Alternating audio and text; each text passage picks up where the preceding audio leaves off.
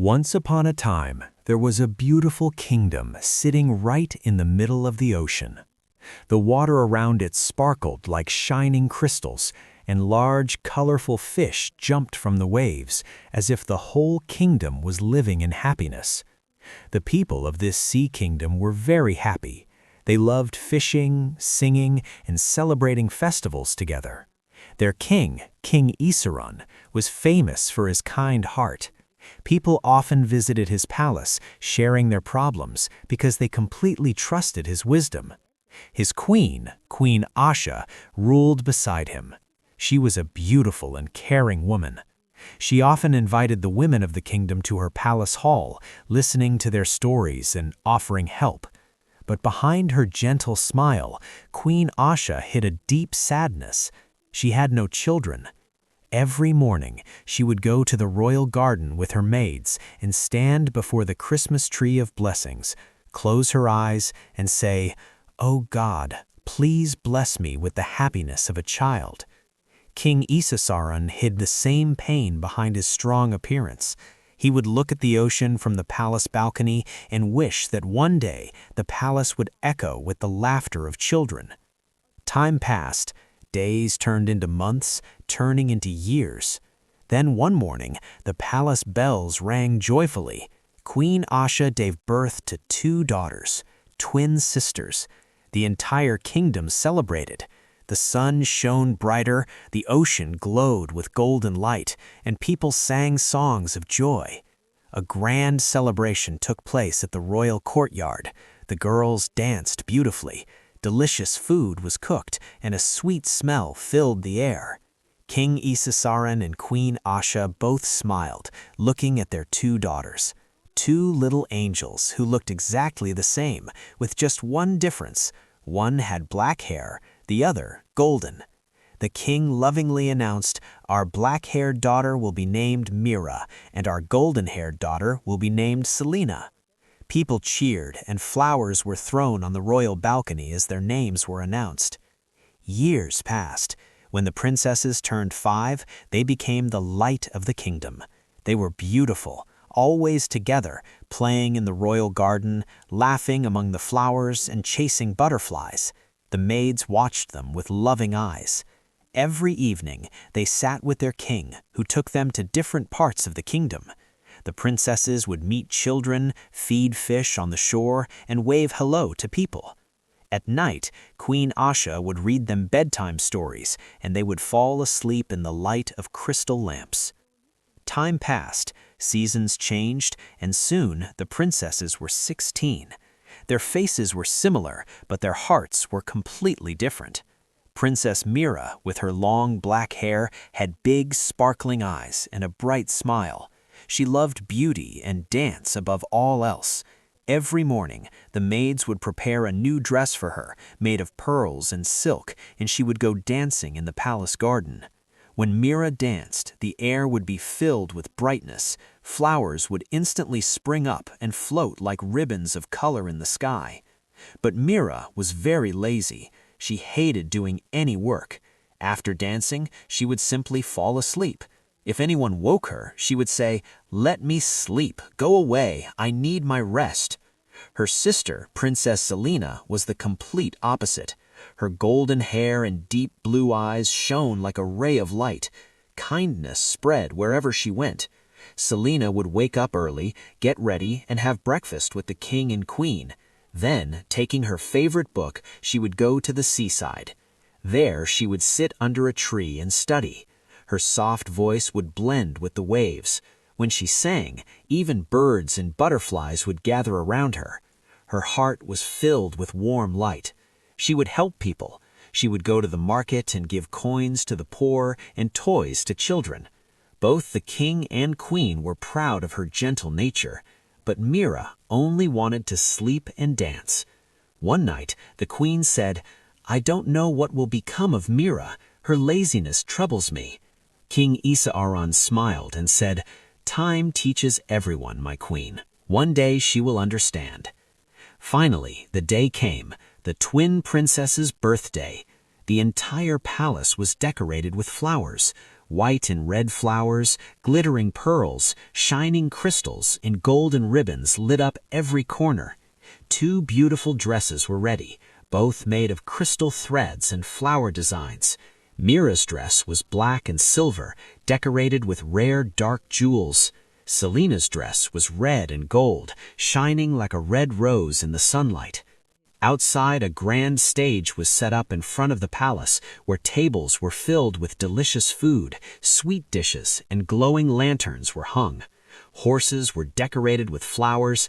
Guests had come from all corners of the kingdom. Music played everywhere.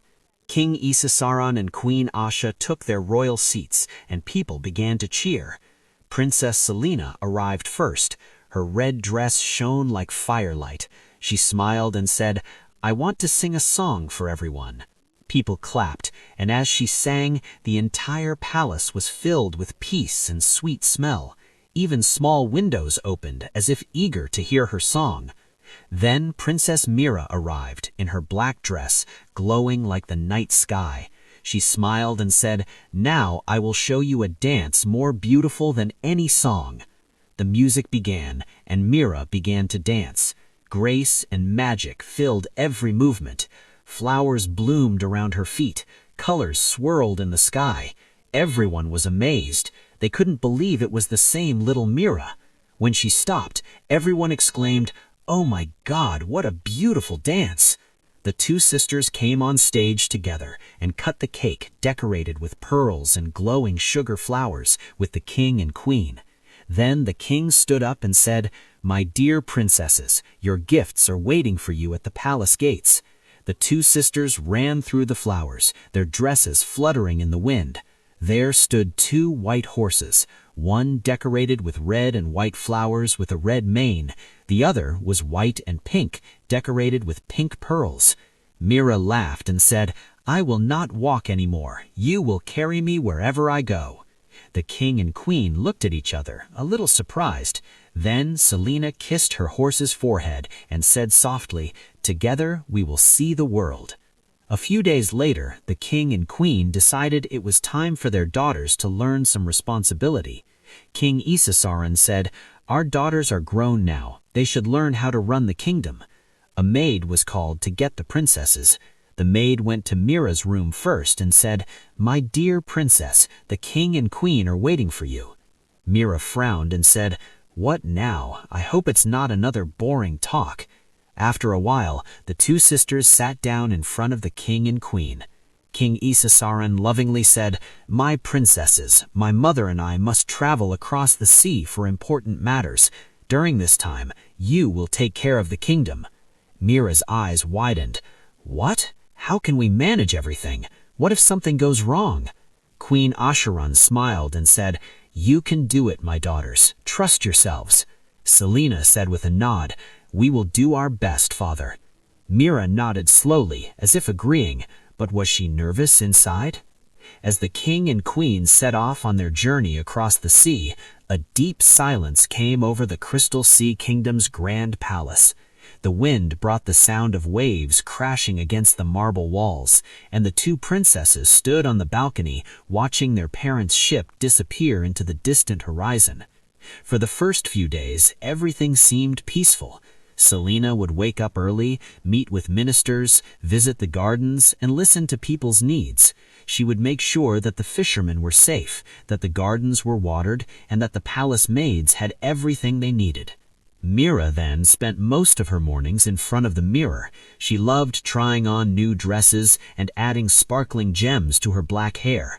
When servants brought reports into her room, she would wave her hand and say, "I'll take care of it later." Soon, small problems began to pile up. The fountains in one part of the palace stopped flowing, fishermen's nets were torn, and some flowers in the gardens dried up. People waited for Mira's response, but she never came to meetings. Whenever Selena passed her sister's room, she would see her lost in dreams by the window.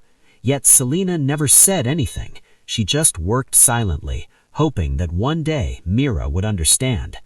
One morning, dark clouds gathered over the sea. The waves rose high and strong, and heavy rain began to fall. Guards came running into Selena's hall, reporting that a boat carrying food had gotten stuck near the coral drakes. Without second thought, Selena called the soldiers and rushed to help. She worked tirelessly until the boat was rescued and the sailors were safe. Mira remained inside, afraid of the storm. From her balcony, she watched her sister from afar, wet and tired but helping people. For the first time, Mira felt a strange feeling in her heart. A small voice told her that perhaps beauty alone was not enough. When the storm ended, people gathered around Selena. They cheered for her courage and kindness. Mira watched silently from her room as people showered her sister with flowers. She didn't feel jealous. She felt only a slight sadness, as if she'd realized something precious was missing. That evening, Mira went to her favorite garden, the same one where she always danced among the flowers. But this time, she didn't dance. The garden seemed... That evening, Mira went to her favorite garden, the same one where she always danced among the flowers. But this time, she didn't dance. The garden seemed sad for the first time, as if the flowers had fallen asleep. She sat by the fountain and touched the petals of a dried lily. The water was still, and the colors seemed to have faded. She remembered her father's words, "Time teaches everyone." And suddenly, everything made sense. The kingdom was like a garden. Even the brightest bloom will fade one day if left unattended. The next morning, for the first time in her life, Mira woke before sunrise. The maids were surprised to see her in a simple gown. She went straight to the council room where Selena was reading reports.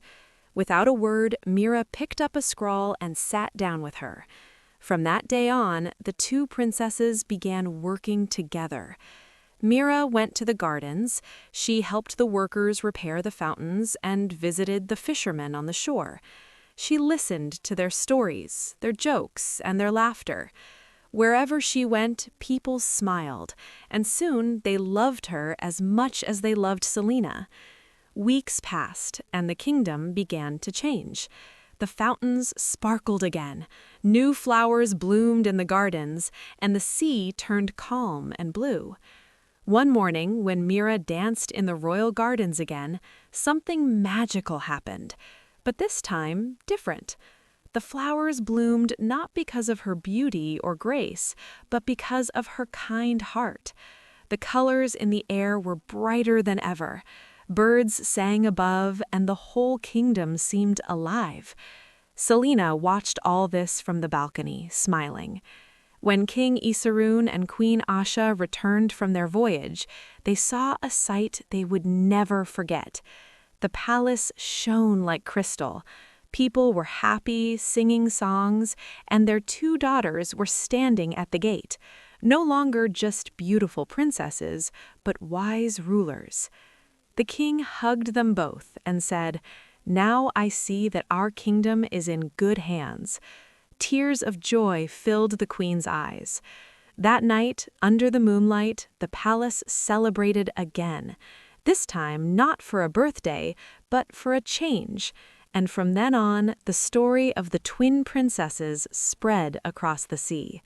One who taught everyone through love and kindness, and the other who learned that true beauty lies in a caring heart. And so the Crystal Sea Kingdom shone brighter than ever, not just on the surface of the waters, but in the hearts of all who lived within it.